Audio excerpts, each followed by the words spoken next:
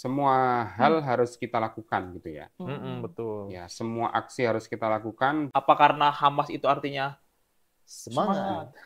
Semangat. Hamasyah. Iya,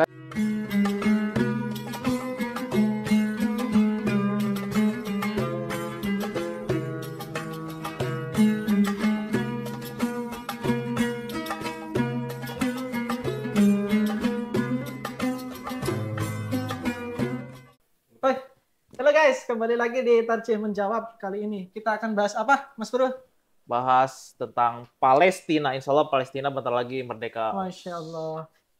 Lo dukung Palestina nggak? Pastilah. Mana atribut lo? Kalaupun Indonesia lawan Palestina, saya dukung Indonesia. Kok gitu?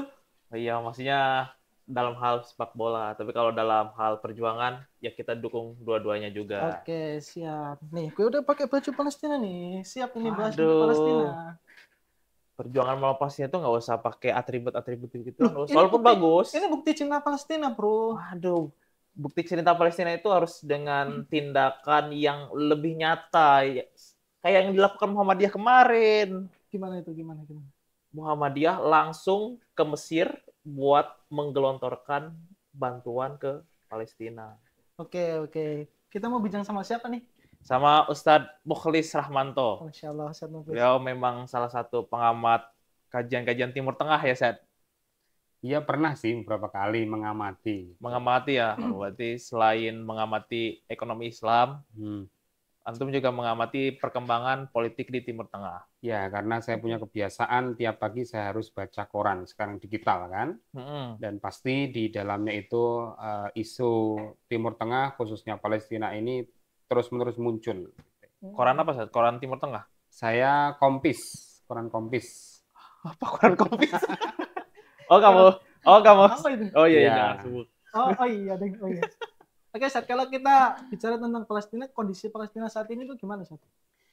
Ya, setelah kalau kita baca berita ya, memang Palestina ini rata dibombardir oleh Israel gitu kan. Dan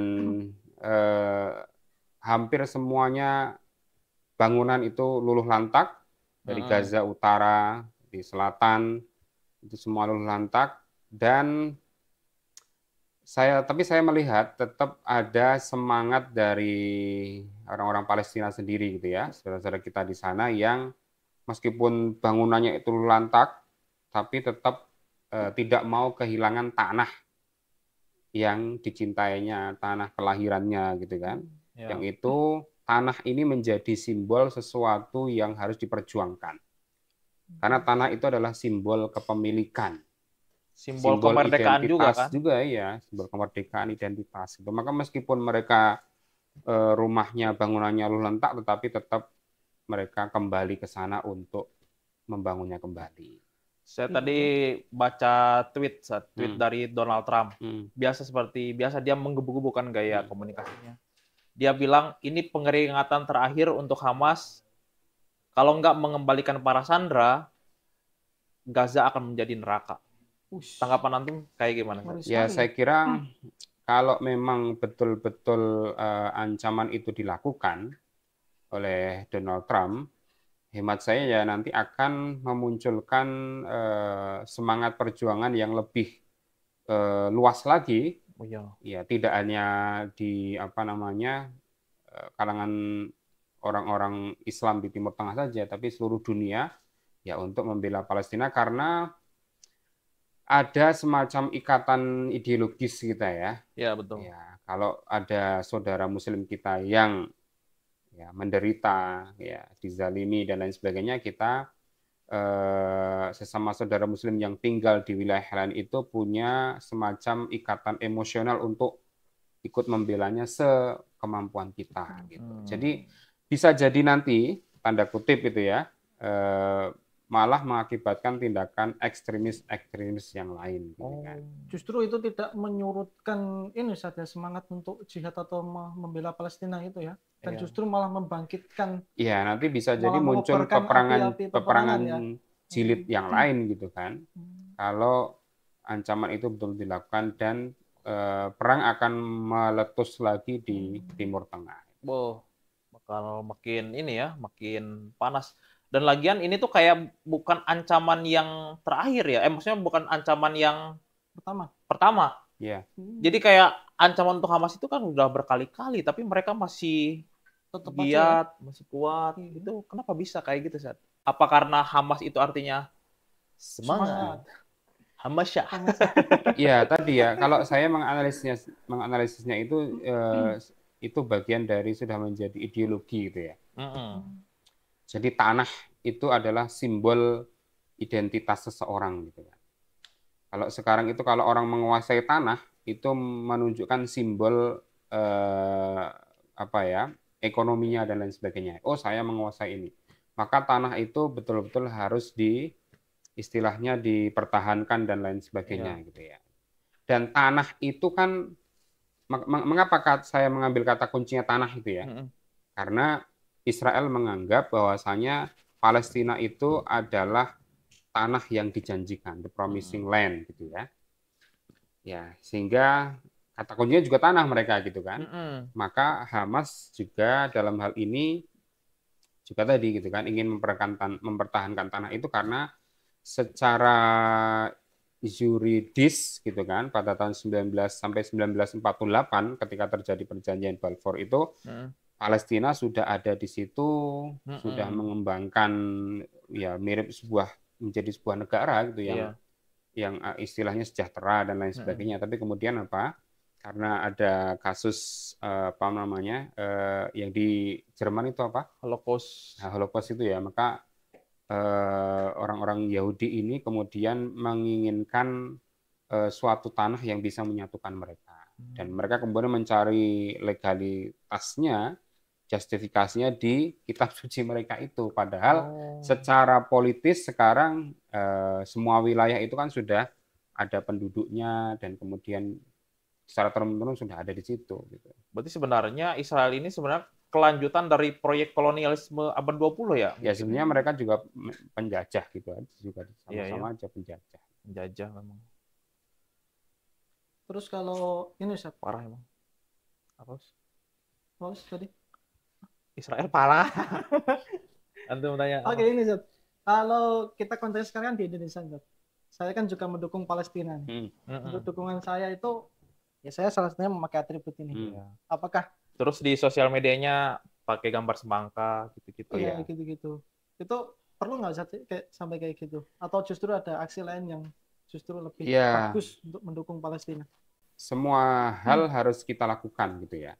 Betul. Ya, semua aksi harus kita lakukan, baik itu real secara nyata kita membantu lewat bantuan kemanusiaan ya, mengirimkan bantuan lewat logismu misalkan gitu kan, kemudian diserahkan langsung ke penduduk Palestina langsung gitu kan, atau dukungan-dukungan secara politik lain. Nah, Uswahid itu memakai stiker bendera Palestina itu kan itu bagian dari dukungan secara simbolis gitu kan. Ya, yang artinya itu ikut menguatkan perjuangan saudara-saudara kita di Palestina. Karena apa? Palestina ini kan tidak hanya digempur dari sisi fisik saja gitu kan. Iya, betul. Tapi dari sisi mereka ingin dilenyapkan gitu kan. Sebagai sebuah bangsa gitu kan, sebagai sebuah nama Palestina ingin dihapus gitu kan.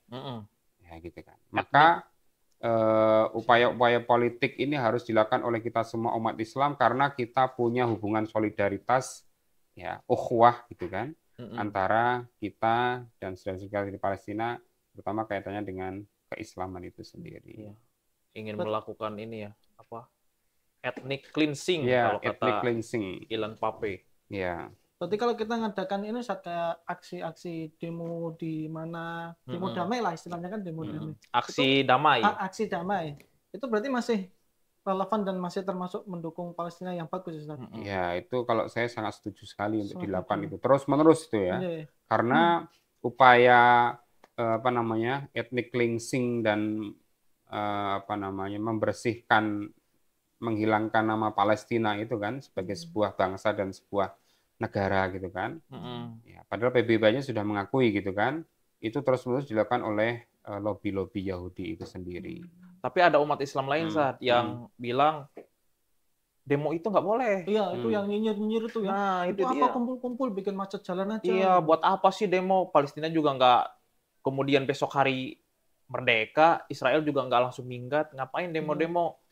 Ngalangin orang mau nyari nafkah begitu. Bikin jalan macet. Siapa sih golongan itu? Waduh, kacau mereka. Gimana Zat kalau ada orang yang bilang kayak gitu? Ya, respon itu kan banyak sekali ya. Ada yang setuju, ada yang nggak setuju gitu ya. Tergantung pandangan ideologi mereka dan lain sebagainya ya. Kalau kelompok itu kan memang dulu memang suka seperti itu kan. Sebut aja kelompoknya, Sat. Oh. Saya sudah kena komentar banyak sekali gitu ketika saya bikin podcast gitu ya. Aduh, iya juga ya. Nah, harusnya ya kita harus bisa bersikap istilahnya bisa mau terbuka gitu gitulah ya. Ini kan kaitannya dengan tadi hadisnya aja bagi mereka itu semuanya harus ada hadisnya gitu kan. Hadisnya kan sudah jelas. Ya. Idastaqa'adun tada'alahu sa'il jasadi bil huma gitu kan. Kalau ada satu umat Islam itu seperti satu tubuh gitu kan. Kalau ada satu bagian yang sakit gitu kan, panas atau apa itu huma itu, maka seluruh bagian yang lain pun akan merasakan. Nah, maka kita berdemo itu kalau dikaitkan dengan hadis ini ya bagian kita merasakan penderitaan. Itu dia. Dari saudara-saudara kita di Palestina itu. Dengan apa? Ya kita tadi rela berdemonstrasi untuk menghentikan perang dan lain sebagainya yang terjadi di saudara-saudara kita di Palestina itu. Dan memang kita juga perlu sesekali berdemo di jalanan, karena saya pernah demo di mana? Di bundaran ini, 0 km. Dan ketika merasakan atmosfer demo jalanan itu, kampanye untuk terus menyuarakan Free Palestine itu jadi lebih segar kembali, Sat. Karena kita berkumpul lagi dengan orang-orang yang satu frekuensi, akhirnya semangat itu jadi lahir lagi. Ya, dan itu tidak hanya kaitannya dengan sisi politik ya, demonstrasi itu ya. Tapi juga kita tadi punya kedekatan ideologis. Dalam agama kita, Palestina ya atau Al-Quds gitu ya, itu adalah menjadi salah satu tempat di antara 3 tempat yang suci dan setiap Muslim itu diprioritaskan untuk berkunjung ke 3 tempat ini, salah satunya yaitu di Al-Aqsa. Ya. La tusaddur rihal illa salah satu masjid gitu ya. Janganlah kamu melakukan bepergian, safar dan lain sebagainya kecuali ke 3 masjid. Ya, yaitu Masjidil Aqsa, Masjid Nabawi dan Masjidil Haram di Mekah. Maka ini menjadi salah satu prinsip dasar bahwasanya Palestina itu adalah kita. Jadi tidak hanya masalah politik saja, Palestina harus merdeka gitu kan, harus bebas dari penjajahan Israel, tapi juga ada sangat kaitan sangat ideologis, yaitu itu adalah tanah suci, yang menjadi salah satu dari 3 tanah suci bagi umat Islam itu sendiri. Ini Sad, Muhammadiyah kan sudah membantu nih Palestina. Kemudian muncul istilah di media sosial itu Zionis pesek atau Zionis jaksel lah, yang mereka tuh soal-soalan kritis. Ketika Muhammadiyah sudah menggelontorkan dana yang besar sekali, mereka komentar, lah untuk negeri sendiri kok nggak ada, atau mendahulukan negeri lain daripada negeri sendiri. Itu bagaimana Sat komentar? Ya, kalau mereka ini masuk kategori yang orang yang inilah buta gitu lah ya. Ya, betul. Matanya kurang dibelakangkan gitu ya. Kurang melihat secara luas gitu kan. Bagaimana istilah orang kalau mungkin ini kurang ada. Ya, mainnya kurang jauh. Orang Jaksel kan gitu kan. Mainnya kurang jauh gitu kan. Artinya begini, belum tahu bahwasanya Muhammadiyah itu ya sudah ada sejak sebelum Indonesia merdeka kan. Ya. Bahkan sudah sifatnya itu nasional, dari Aceh sampai Indonesia Timur itu sudah ada cabang-cabang Muhammadiyah. Dan banyak para tokoh sudah membuat statement bahwasanya kontribusi Muhammadiyah ini tidak bisa dihilangkan dari sejarah Indonesia. Maka orang-orang tadi itu Zionis pesek tadi bisa dikatakan seperti itu ya. Kalau bahasa Buya Syafi'i itu tuna sejarah. Wah, tuna sejarah. Dia nggak punya sejarah berarti ya. Iya. Berarti orang-orang yang mempertanyakan kontribusi Muhammadiyah untuk negeri ini, berarti contoh paling aktual manusia yang kurang piknik. Ya, harus piknik. Ya, piknik, oke. Harus main ke Ahmad Dahlan. Ya. Oke. Kalau ini Ustaz, aksi boykot dulu kan pernah rame tuh Ustaz, ya. Aksi boykot produk-produk yang dia itu mendukung Israel gitu kan. Itu apakah kita untuk saat ini juga masih relevan Ustaz untuk melakukan itu? Ya, kalau saya melihatnya itu sebagai sebuah ijtihad atau jihad ekonomi gitu ya. Dan itu boykot atau bahasa Arabnya muqatta'ah itu dia memiliki efek betul gitu kan. Iya. Sangat memiliki efek berupa kan banyak nih perusahaan-perusahaan di seluruh dunia ini tidak terafiliasi dengan bantuan-bantuan ya yang ya kita mungkin secara langsung tidak bisa melihatnya gitu ya. Tapi lewat berbagai macam pemberitaan dan lain sebagainya, oh ini terafiliasi ke Israel gitu kan. Ya, maka boykot ini bisa jadi dan bisa berdampak positif gitu kan. Ya, karena bisa menekan lobby-lobby Yahudi terutama yang didekingi oleh perusahaan-perusahaan multinasional itu sendiri gitu kan. Dan meskipun gitu ya, secara fikihnya gitu kan, ya sebetulnya kalau namanya kegiatan ekonomi itu kan bagian dari muamalat ya, yang mau kita bermuamalah dengan siapapun bisa ya, mau dengan orang Yahudi, mau dengan orang Nasrani, orang penyembah kura-kura, non-Muslim, penyembah kura-kura, silakan terserah gitu kan. Nah, emang ada. Ya. Tapi kalian tuh tapi itu sebagai kalau kita bisa mengistilahkan jihad ekonomi ya boleh-boleh saja dalam konteks tertentu, dalam masa tertentu untuk membantu solidaritas kita kepada saudara kita di Palestina. Itu boleh-boleh saja kalau saya. Meskipun secara prinsip dasarnya muamalat ekonominya itu ya kita boleh bebas berinteraksi, berkegiatan ekonomi dan bisnis dengan siapapun gitu kan. Tidak dibatasi. Tapi sebagai sebuah tadi jihad ekonomi dalam rentang waktu tertentu karena ada sebabnya gitu kan, itu boleh dilakukan.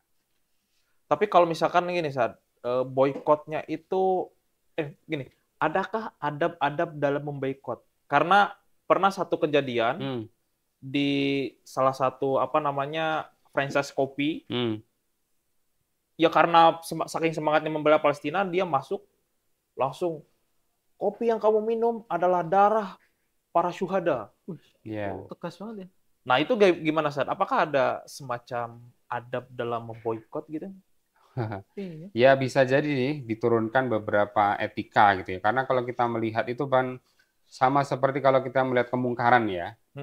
Apakah kita boleh langsung gitu kan? Sweeping gitu, ya, sweeping dan lain sebagainya, ya tentu tidak bisa karena ini terkait dengan masalah hukum, gitu kan?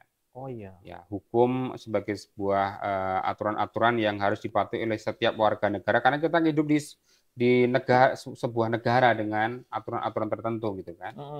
Dan ajaran-ajaran Islam pun tidak akan bisa istilahnya dipraktekkan itu kalau tidak diundang-undangkan gitu kan. Nah, gitu.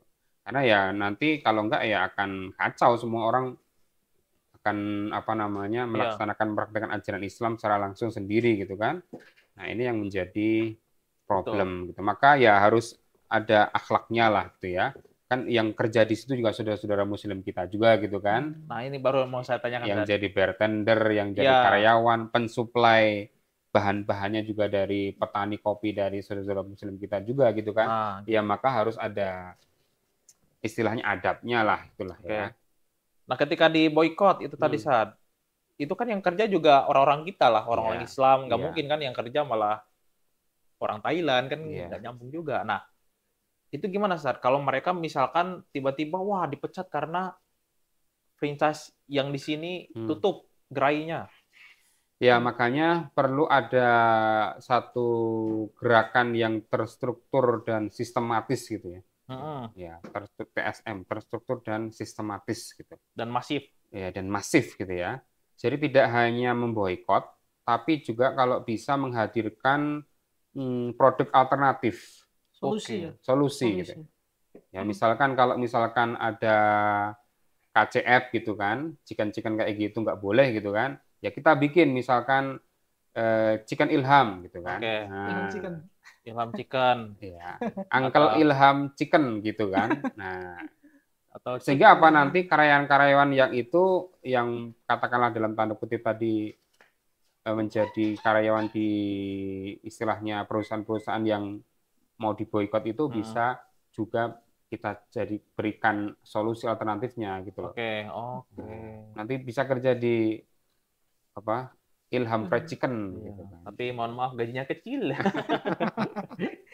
Terus hukumnya gimana Ustaz itu? Kalau misalnya tadi kan diboikot ya, terus kalau nggak diboikot gitu, kita kerja di tempat franchise yang dimana dia itu mendukung Israel itu. Iya, kalau itu nanti pakainya pendekatan apa ya, darurat juga bisa gitulah ya. Gitu. Kalau misalkan darurat harus menghidupi anak istri dan sebagainya, ya maka ya nggak masalah gitu kan. Ya, tapi kalau ada alternatif pekerjaan lain yang bisa didapatkan, ya alhamdulillah gitu kan. Ya, tapi kalau kondisinya darurat tadi, gitu, dalam artian tidak ada pilihan lain gitu kan, dan harus menghidupi anak, istri, punya keluarga lain, maka itu boleh-boleh saja. Ini Ustaz agak serius pertanyaannya. Iya. Slogan Palestina adalah kita. Saya pernah baca satu artikel jurnal dari Nirmon Ruz. Siapa Nirmon Ruz? Pokoknya apalah. Saya belum pernah ketemu itu. Iya. Ada dia memunculkan satu istilah globalization. Jadi menurut dia Al-Aqsa, Al-Haram Asy-Syarif itu adalah contoh nyata dari globalization. Globalization itu adalah tanah lokal, tapi seolah-olah menjadi perbincangan global. Ya. Nah, ini tuh sebenarnya kampanye yang dilakukan oleh Hamas. Seolah-olah ketika Al-Haram Asy-Syarif itu diganggu, itu tuh langsung menjadi perasaan umat Islam semuanya, seluruh dunia. Padahal itu kan cuma lokasi yang sangat lokal di Palestina, harusnya yang protes ya orang Palestina saja. Kenapa harus jadi sebuah wacana global begitu? Ini kata dia ini mitos yang dibangun oleh orang-orang Hamas itu tadi. Ya tadi kalau kita melihatnya Palestina itu hanya dari sisi politik saja, ya itu ya kurang pas kalau posisi kita sebagai seorang Muslim ya. Karena tadi ada banyak nas-nas teks-teks ideologis gitu ya, yang menjadikan bahwasannya Al-Aqsa itu, gitu kan, itu adalah bagian dari 1 dari 3 tempat suci umat Islam yang kita diprioritaskan untuk berkunjung ke sana. Apalagi itu kan tempat Isra Mi'raj Nabi Muhammad SAW kan? Berarti itu bukan mitos yang dibangun. Bukan. Emang sejak dulu juga. Iya.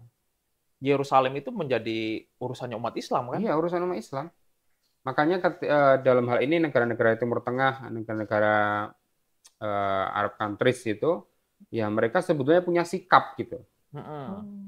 Ya, secara kenegaraan memang bisa jadi sikapnya membela USA gitu kan. Tapi rakyatnya itu semuanya itu adalah mendukung semuanya.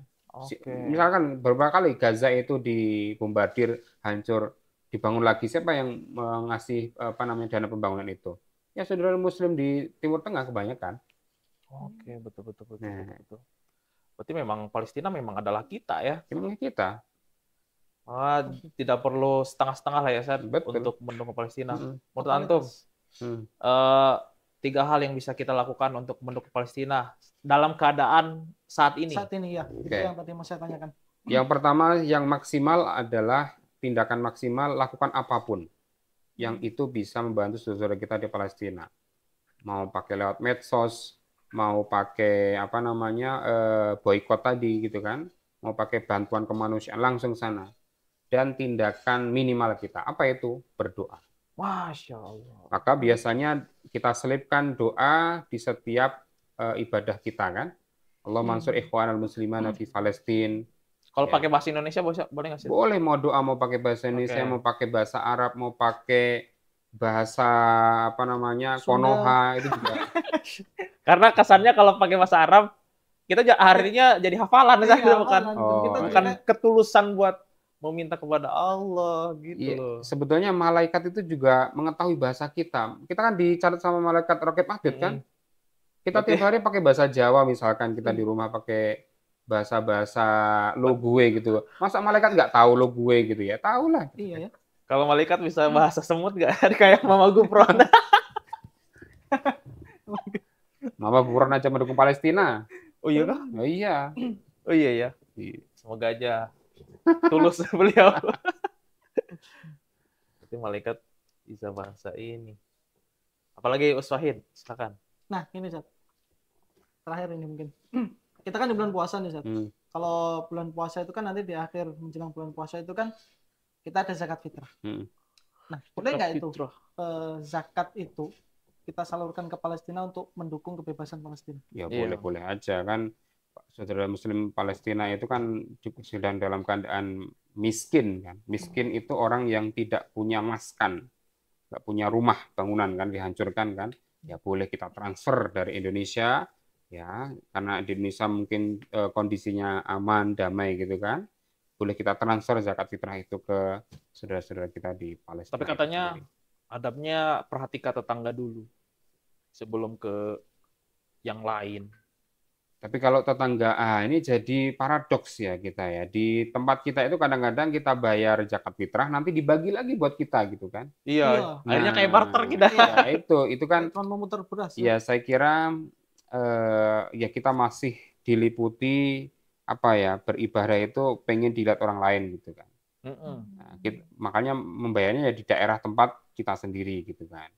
Nah, ada baiknya kalau kita ingin betul-betul murni gitu kan, terbebas dari ya kepentingan riak dan lain sebagainya tadi, ya sudah transfer saja itu bayarnya untuk ke saudara kita di Palestina. Dan sekarang kan sudah ada banyak dibuka itu oleh lembaga zakat ya, Lazismu dan lain sebagainya, bisa kita bayarkan lewat Lazismu. Ini benar Ustaz, karena kejadian di kampung saya, ibu saya bayar fidyah ke tetangga saya gunakan fidyah itu buat dibayar zakat.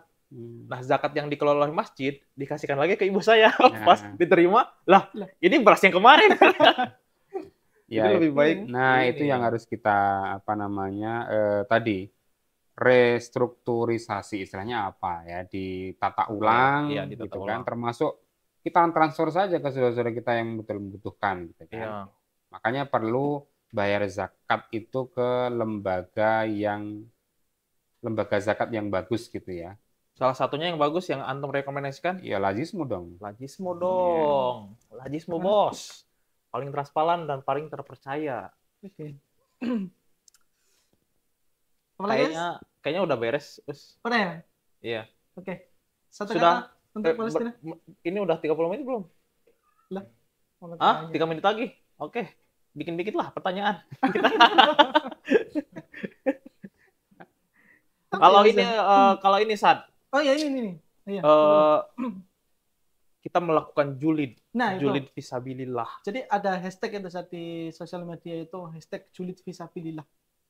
Itu gerakan untuk menjuliti akun-akun yang dia itu membela Israel dan melecehkan Palestina. Kayak dihujat, wah anak binatang apa gitu.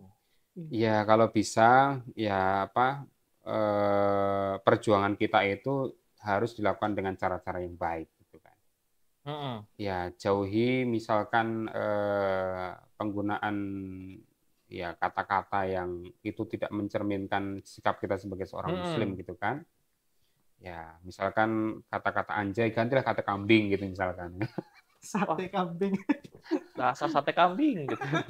Kalau anak saya di pesantren tuh gitu kan. Kalau ada yang ngomong kayak anjay kayak gitu-gitu kan, itu langsung kena hukum kan. Ya, maka sekarang pada ganti kambing atau apa kayak gitu. Karena lebih islami katanya.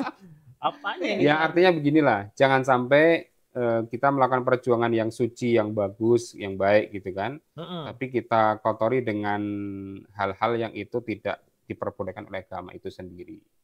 kecuali yang betul-betul kayak perang secara langsung itu ya. Iya. Nah itu kan konteksnya udah berbeda lah. Konteksnya sudah berbeda. Ini kan perang sosmed, cuma perang hashtag-hashtagan. Walaupun sulit, tapi kita harus tetap tahu adab dan etika gitu saya. Iya betul. Karena makanya Muhammadiyah, Majelis Tarjih itu ada fikih informasi. Gitu. Maaf saya belum baca soalnya. Kurang update itu. Walaupun kurang update, tapi tetap Palestina adalah kita. Yes. Kita akan terus Palestina.